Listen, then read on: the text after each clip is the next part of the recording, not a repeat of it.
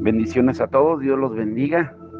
Bueno, antes de continuar con la segunda parte de el temor de Dios versus el temor del hombre, quiero recuerden que mañana tenemos una cita muy importante en el evento que Dios preparó.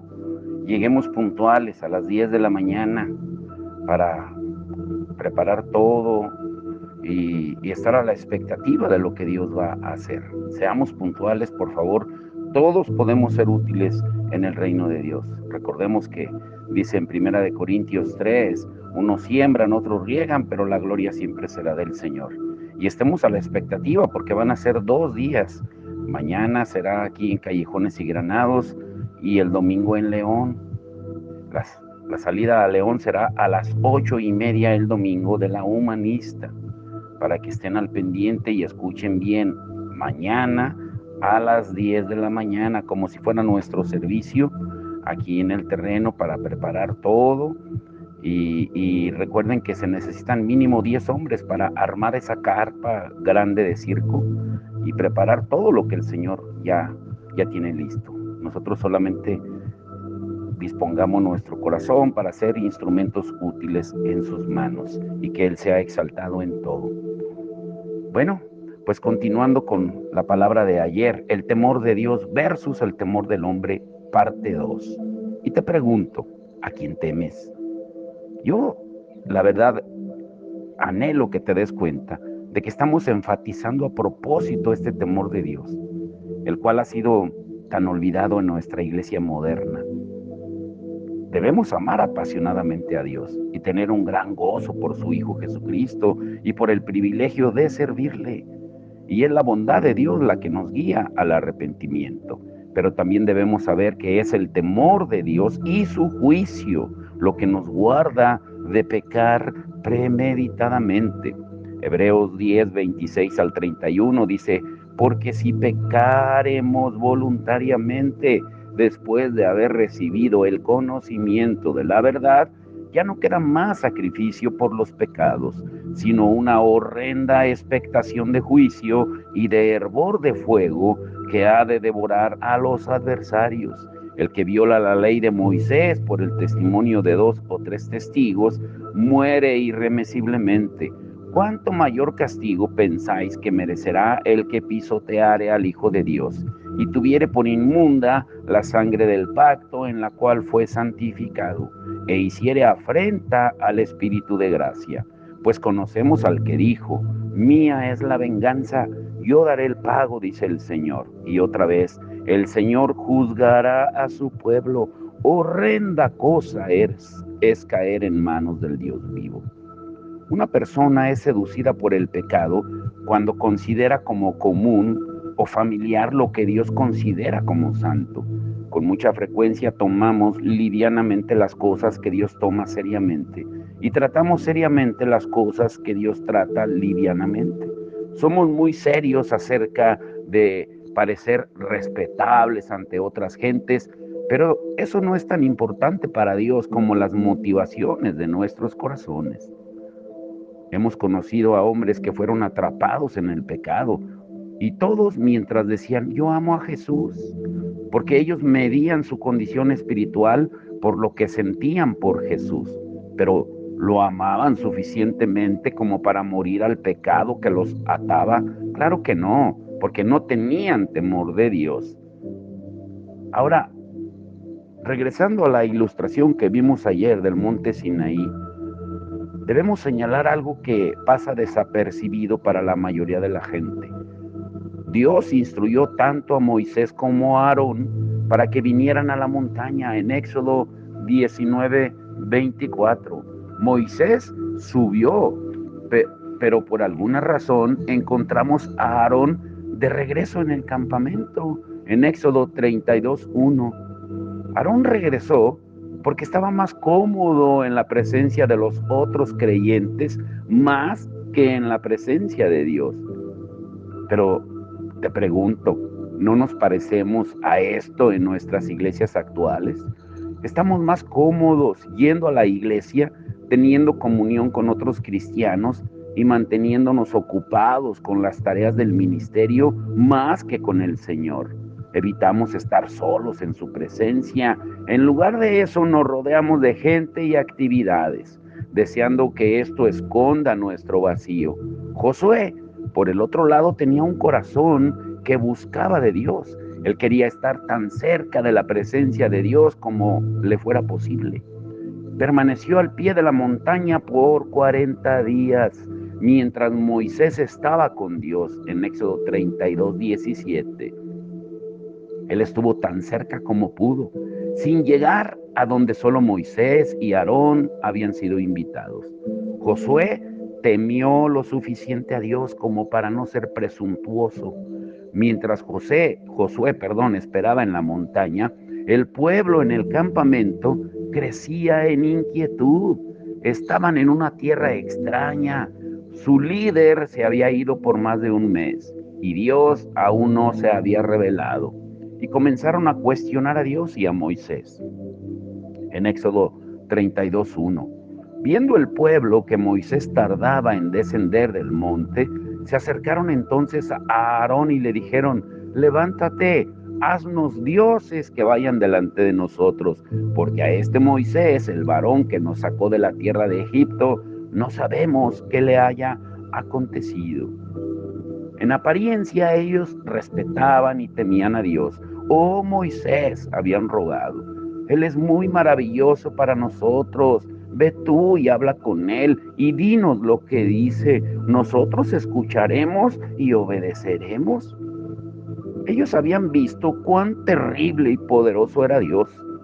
Aún así no le temían, al punto que se construyeron ídolos. Y ahora Dios estaba quieto. La verdadera naturaleza de ellos estaba puesta de manifiesto.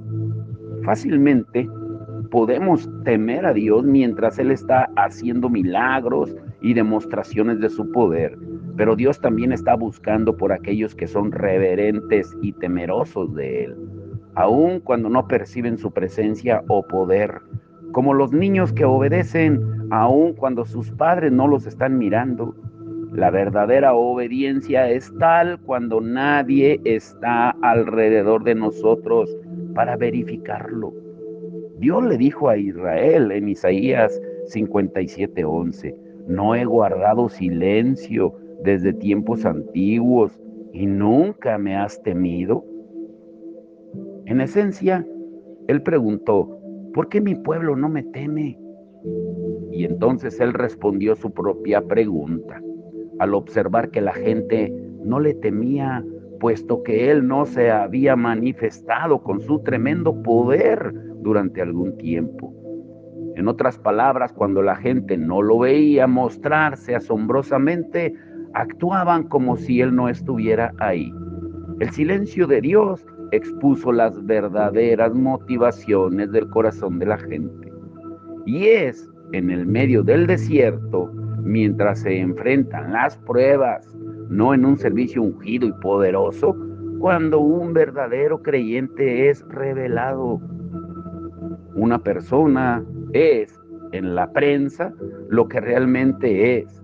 Miremos lo que Aarón hizo bajo presión. En Éxodo 32, del 2 al 4. Y Aarón les dijo: apartad los zarcillos de oro que están en las orejas de vuestras mujeres, de vuestros hijos y de vuestras hijas, y traédmelos. Entonces todo el pueblo apartó los zarcillos de oro que tenían en sus orejas y los trajeron a Aarón. Y él los tomó de las manos de ellos y le dio forma con buril e hizo de ellos un becerro de fundición. Y entonces dijeron: Israel, estos son tus dioses que te sacaron de la tierra de Egipto. Con el botín de Egipto, ellos hicieron un ídolo fuera de la bendición de Dios. Pero aún más alarmante es que Aarón, el que no fue a la montaña, hizo el ídolo. Él había sido el vocero de Moisés, había estado parado a su lado y había visto cada gran milagro y plaga que Dios mandó. Pero ahora le tenía miedo a la gente y les dio lo que ellos querían. Él le temió al hombre más que a Dios, así que fue fácilmente intimidado por la gente. no había audacia en él, el don de Dios estaba dormido, y esto hizo de él un líder débil. Cuando fue confrontado por Moisés, él acusó al pueblo de haberlo intimidado, dice en Éxodo 32, del 22 al 24.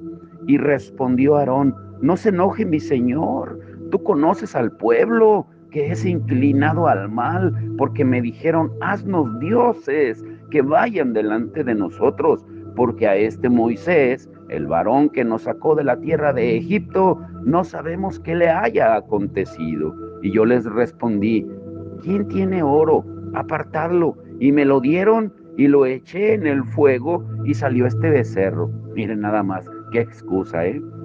Aarón no tomó responsabilidad por lo que había hecho. Sí, su evaluación del pueblo era correcta. Había sido idea de ellos, no de Aarón, pero porque él les tenía miedo, no fue lo suficientemente fuerte para romper la intimidación de la multitud y guiarlos de forma correcta. Estaba atrapado por el temor del hombre. Los líderes que temen al hombre van a retroceder y le darán a la gente lo que quieren en lugar de lo que necesitan. Se convierten en presas fáciles para la intimidación. No importa cuánto digan los líderes que aman a Dios y a su pueblo, mientras teman al hombre, nunca verán el verdadero progreso en ellos mismos o en la gente que lideran. El hombre que teme a Dios solo está preocupado por lo que Dios dice. El hombre que teme al hombre está más preocupado con lo que el hombre piensa acerca de él que lo que piensa Dios. Así ofende a Dios para no ofender al hombre. En más de 30 años he visto a líderes, pastores, ministros tomar decisiones a fin de darle a la gente lo que ellos desean. Sus motivaciones son mantener su popularidad con la gente. Y por supuesto ellos nunca van a admitir esto, y sería posible que ni siquiera se percataran de esto, porque justifican sus decisiones razonando: es que no queremos ofender a la gente, o esto es lo mejor para todos, o más gente puede ser ministrada si hago esto, y así continúan con sus argumentos y pretextos. El reino de Dios no es una democracia, es un reino. La popularidad no es importante. Ellos no se daban cuenta de que estaban motivados por el temor y la intimidación. Sus acciones no estaban arraigadas en el amor por la gente, sino en el amor por ellos mismos. Ahora, agárrate con este punto. ¿Qué sucede cuando no le tememos a Dios? Te lo voy a repetir de nuevo. ¿Qué sucede cuando no le tememos a Dios? Dios le dijo a Moisés en Deuteronomio 5:29: ¿quién diera que tuviesen tal corazón que me temiesen? Pero la gente no lo tenía, y mira lo que sucedió. Después de un año de vivir en el desierto, era tiempo de ir y tomar la tierra prometida. El Señor le dijo a Moisés: envía tú hombres que reconozcan la tierra de Canaán, la cual yo doy a los hijos de Israel, en Números 13:1. Él dice yo doy. Él no dijo espíen la tierra y vean si la pueden tomar. Entonces Moisés los envió. Ellos espiaron por 40 días y descubrieron que los habitantes estaban bien establecidos en esta tierra y las ciudades eran grandes y seguras. Los 12 espías vieron la misma gente, los mismos ejércitos, las mismas ciudades grandes y fortificadas y los mismos gigantes. Josué y Caleb estaban listos para ir de una vez y tomar lo que Dios les había prometido. Sin embargo, los otros 10 espías fueron intimidados por lo que vieron, porque ellos solo vieron grandes ejércitos y gigantes, mientras que Josué y Caleb vieron cuán bueno y fiel era Dios. Los 10 espías le dijeron a la gente que sería imposible tomar la tierra. Habían sido esclavos por más de 400 años y no eran habilidosos en la guerra como los ejércitos que habían visto ahí. Y la gente se preocupó de inmediato y comenzó a quejarse en Números 14:3.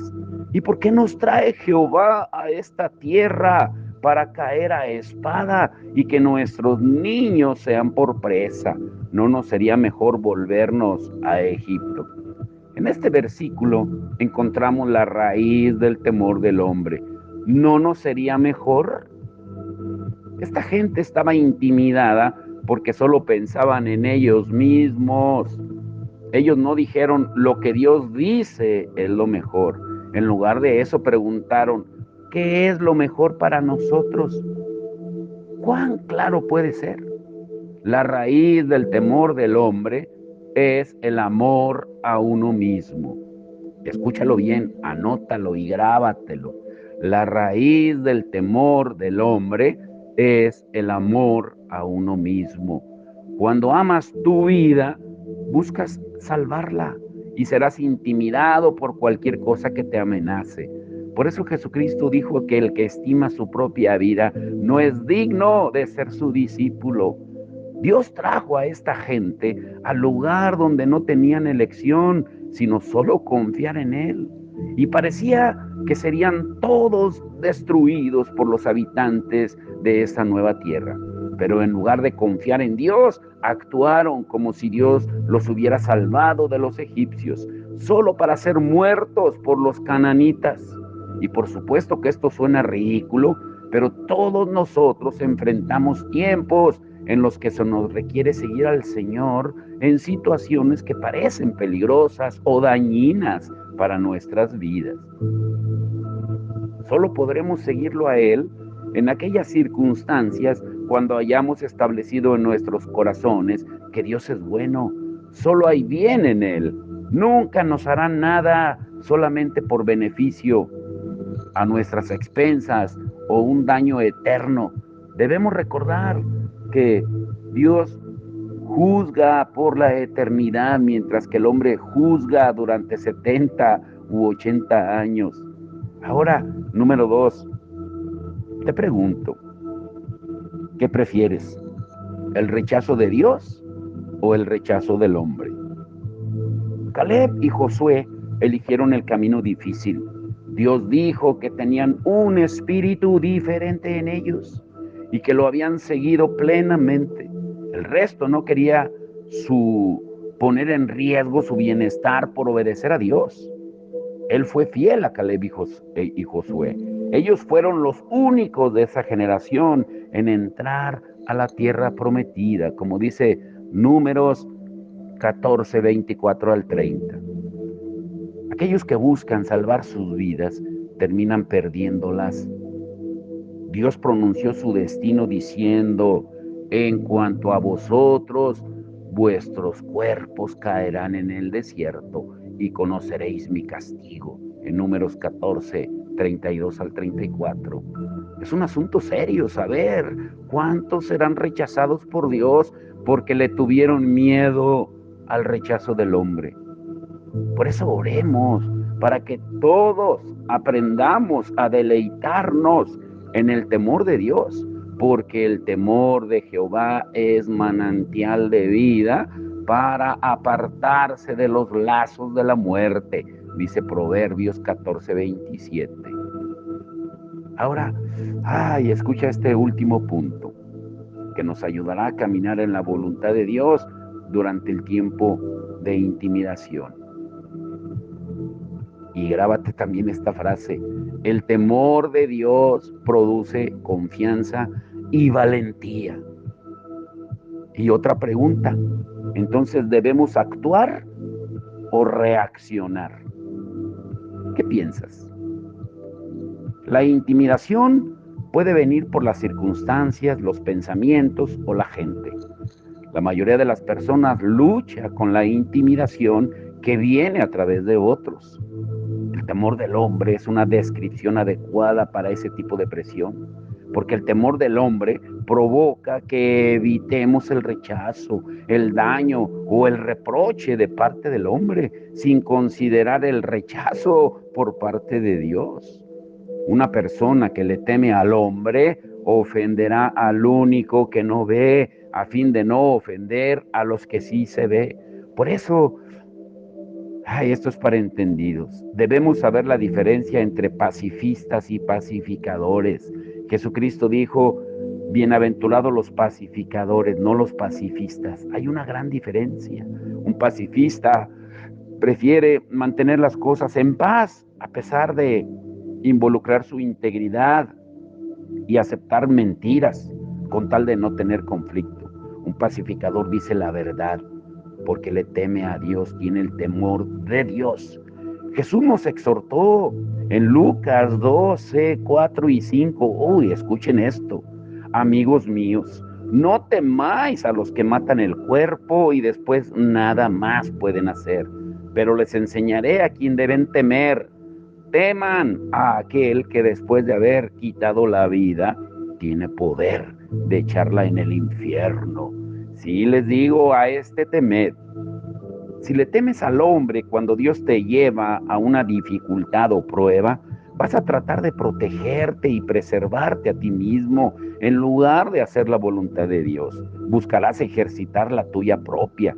Sin embargo, si temes al Señor, podrás caminar a través de cualquier dificultad en una forma que honre a Dios, y tú reconocerás que solo Él podrá guardarte y confiarás que Él sabe qué es lo mejor en el esquema eterno de las cosas. Y hay una poderosa promesa en Proverbios sobre el temor de Dios. Escúchala bien, Proverbios 14, 26 al 27. En el temor de Dios está la fuerte confianza y esperanza tendrán sus hijos. El temor de Jehová es manantial de vida para apartarse de los lazos de la muerte. Pero por otro lado, también la Escritura dice claramente en Proverbios 29, 25, el temor del hombre pondrá lazo. La intimidación es un lazo o trampa, pero el temor del Señor produce confianza y valentía. Las herramientas necesarias que necesitamos para ser libres de la trampa, de la intimidación. En pocas palabras, cuando tú le temes al hombre, caes en una trampa. Ahora, veamos el contraste de dos reyes. Ambos gobernaron el mismo reino. Ambos, los dos, se postraron delante del mismo Dios. Uno fue rechazado por Dios y el otro estimado por Dios como un hombre conforme al corazón de Dios. Al contrastar estas vidas encontraremos una gran claridad y entendimiento de las diferencias entre el temor de Dios y el del hombre. Miremos a uno de los incidentes más dramáticos y menos estudiados en la vida de Saúl. Y es la escena donde Saúl había estado reinando por 2 años. Como en la mayoría de las posiciones, su periodo de luna de miel no reveló su verdadero carácter, pero con el paso del tiempo, sus motivaciones fueron expuestas. Y mientras Saúl estaba en Micmas, con sus más prestigiosos guerreros, Micmas era la ciudad, los filisteos se reunieron para pelear contra él, en 1 Samuel 13, del 5 al 15. Este era el ejército más fuerte que Saúl había enfrentado. El enemigo, escuchen esto, tenía 30,000 carros y 6,000 hombres de a caballo, sin contar el ejército de a pie. Y la multitud de soldados era comparada, escúchalo, a la arena que está a la orilla del mar. Y no hace falta decirlo, era un ejército enorme. Tan solo enfrentar 30,000 carros es como enfrentar en la actualidad a 30,000 tanques de guerra. Y además el ejército era tan grande que no podía ser contado. Esa era una vista, para dar miedo al ejército de Israel. Y aterrorizados, los soldados de Saúl se escondieron en cuevas, fosas, peñascos, rocas y cisternas. Estaban abrumados. Algunos huyeron a pie, cruzando el Jordán hacia Gad y de Galad mientras aquellos que permanecieron seguían a Saúl temblando de miedo. Y antes de la batalla, como Israel podía hacer súplicas ante el Señor, Samuel había recibido una orden del Señor para Saúl, diciéndole que él debería estar ahí en un determinado tiempo para presentar una ofrenda ardiente al Señor. Y dice la palabra en 1 Samuel 13:8, Saúl esperó 7 días conforme al plazo que Samuel había dicho, pero Samuel no venía a Gilgal y el pueblo se le desertaba. Y bajo presión, Saúl dijo, tráiganme holocausto y ofrendas de paz. Y él ofreció el holocausto, y tan pronto como lo hizo, Samuel llegó. Y Samuel le preguntó qué había hecho. Y escucha cuidadosamente la respuesta de Saúl. 1 Samuel 13, del 11 al 12. Porque vi que el pueblo se me desertaba y que tú no venías dentro del plazo señalado y que los filisteos estaban reunidos en Micmas, y me dije, ahora descenderán los filisteos contra mí a Gilgal, y yo no he implorado el favor de Jehová. Me esforcé, pues, y ofrecí holocausto. Samuel entonces reprendió a Saúl diciéndole que lo que había hecho era tonto por no haber guardado el mandamiento del Señor. Ahora que hemos repasado lo que sucedió, imagínate a ti mismo en la posición de Saúl. Eres un pastor, ministro, líder. Tú y tu ejército han enfrentado una gran fuerza armada por más de 7 días. Y ya te encuentras grandemente en desventaja y cada día las filas del enemigo crecen mientras que las tuyas disminuyen. Tus hombres están asustados del enemigo y dan parte de enfermos, y los pocos que quedan están temblando de terror y miedo. Y estás esperando al profeta de Dios, y él no aparece en el tiempo de ofrecer el sacrificio. Hay una tremenda presión sobre ti. Es una situación como en una prensa de aceite, así como Jesús cuando estaba en el jardín de los olivos. Eso tiene un gran significado que un día lo veremos. Pero volviendo a la historia, los que están a tu alrededor te imploran y te dicen, haz algo o todos moriremos. Y te pregunto, ¿esperarás como el Señor te mandó o harás un movimiento para salvarte? Esa era la situación que enfrentaba el rey Saúl en 1 Samuel 13, del 1 al 8. Desafortunadamente, él se quebró debajo de la presión en desobediencia. Él mismo ofreció los sacrificios. Y mira las excusas. Es que ahora descenderán los filisteos contra mí. Me esforcé en 1 Samuel 13:12. Él hizo los sacrificios para aparentar a ser bueno ante la gente y trató de parecer espiritual con Samuel, diciendo me esforcé, pero en realidad él reaccionó y cayó dentro de una trampa de miedo, de temor. Quédate con esto. La mayoría de la gente en un momento u otro va a enfrentar este tipo de situaciones. ¿Has pensado alguna vez, sé que Dios me está diciendo que espere, pero tengo que hacer algo para cambiar la situación en la que estoy? O sea, en pocas palabras, le queremos ayudar a Dios. Yo he estado en situaciones en las que amigos y otros bajo mi autoridad me han rogado, Francisco, tienes que hacer algo. Pero en mi corazón yo sabía que Dios no estaba diciendo lo mismo, porque Él estaba callado. Y lo único que escuchaba era, como dice el Salmo 46:10, estad quietos y conoced que yo soy Dios. Y me desesperaba, claro que sí. Una de las cosas más difíciles de hacer es esperar en Dios, especialmente cuando Él no te está diciendo nada. Eso es particularmente cierto.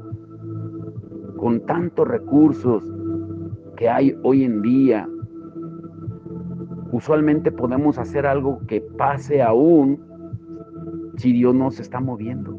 Podemos crear algo que parezca ser de Dios con la fuerza de nuestros talentos naturales y habilidades sin que Dios esté involucrado. Por eso tengamos cuidado el día de mañana, que sea Dios el que obre, nosotros hagamos nuestra parte y dejemos que Dios haga la suya. No seamos como Saúl, tanto mañana como el domingo. Cuando llegue el momento de tomar decisiones con frecuencia, no podemos encontrar el capítulo y el versículo que nos diga qué hacer. Debemos conocer lo que Dios nos está diciendo a cada momento. Pero cuando Dios parece que no está hablando, es cuando realmente lo está haciendo. Él te está diciendo, continúa haciendo exactamente lo que dije que hicieras. O sea, nada ha cambiado. Y esto llega a ser especialmente difícil cuando estamos bajo presión, porque la presión trae miedo, intimidación. Por eso es crucial que no reaccionemos bajo presión. Debemos actuar de acuerdo a la palabra del Señor. Y grábate esto: Dios busca el corazón de los hombres que lo buscan. David era un hombre que iba tras el corazón de Dios. Saúl estaba lleno de miedo por el pueblo, por la gente. Su reputación, su vida y reino estaban en juego. Entonces Dios se movió cuando Dios le había mandado que se esperara. Y después de que Samuel lo reprendió, escucha lo que le dijo. Ay, esto es para temblar. Primera de Samuel 13:14. Mas ahora tu reino no será duradero. Jehová se ha buscado un varón conforme a su corazón, al cual Jehová ha designado para que sea príncipe sobre su pueblo, por cuanto tú no has guardado lo que Jehová te mandó. Vamos a orar. Padre, en el nombre de Jesús, te damos toda la honra y la gloria por esta palabra.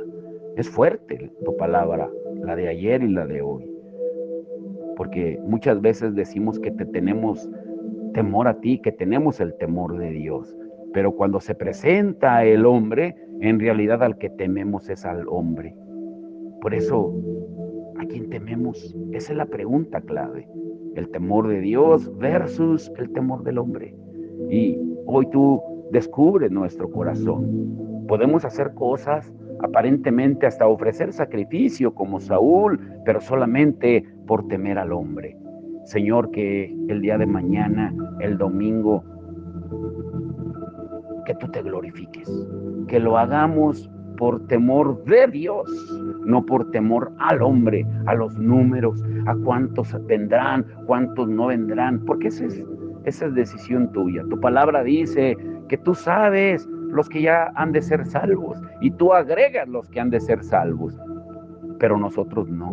Nosotros debemos seguir predicando con pasión, con ahínco, con valentía, con denuedo tu palabra, Señor, para que tú te glorifiques.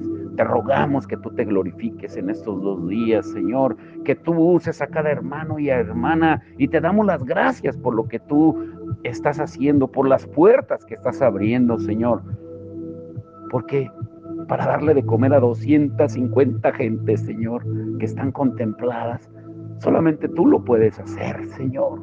Solamente tú. Y qué banquete, Señor, nos vas a traer, no solo de tu palabra, con tantas cosas que vas a hacer con los grupos musicales, con las obras de teatro, con la ropa que se va a regalar, que hay más de 350 bolsitas con 2 y 3 prendas para niños, para niñas, para mujeres, hombres, porque eso solo tú lo haces, porque ahí se cumple lo que tú dices en Mateo 25, 31 al 46.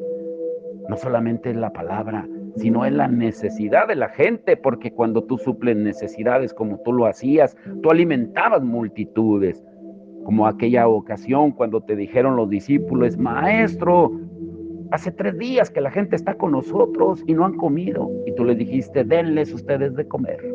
Hoy nos dices lo mismo, pero tú eres el que provee los recursos, porque tú eres el que multiplicas los panes y los peces, y tú lo estás haciendo. Señor, glorifícate el día de mañana, glorifícate en León el domingo, y que seas tú exaltado sobre toda la tierra, y que se siga cumpliendo esas dos condiciones que tú oraste para que el mundo conociera que somos tus discípulos. El amor, en Juan 13:35, tú dijiste, ámense los unos a los otros, porque así sabrá la gente que son mis discípulos. Y también tú dijiste en Juan 17:21, y sean uno, estén unidos en unidad, para que la gente crea en mí. Cuando estamos amándonos, cuando estamos unidos, haciendo todo para tu gloria, tú te exaltas y tú añades los que han de ser salvos. Te damos toda la gloria y la honra por todos aquellos, Señor, que sembraron y que han hecho posible que se haga todo esto para tu gloria.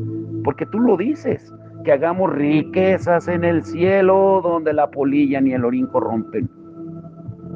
Y es a través de las almas, utilizando los recursos materiales humanos que tú nos das en la tierra para ponerlos a tus pies, para que la gente venga al conocimiento tuyo. Te damos todo el honor y la gloria y bendice, Señor, a aquellos entendidos y que sigamos con esa bandera que tú nos has dado desde hace más de 10 años que llegamos aquí a Guanajuato, Gálatas 6:9. No nos cansemos de hacer el bien, porque a su tiempo segaremos, cosecharemos, si no desmayamos. Que esa siga siendo nuestra bandera. Te damos todo el honor y la gloria en el nombre de Jesús. Amén y amén.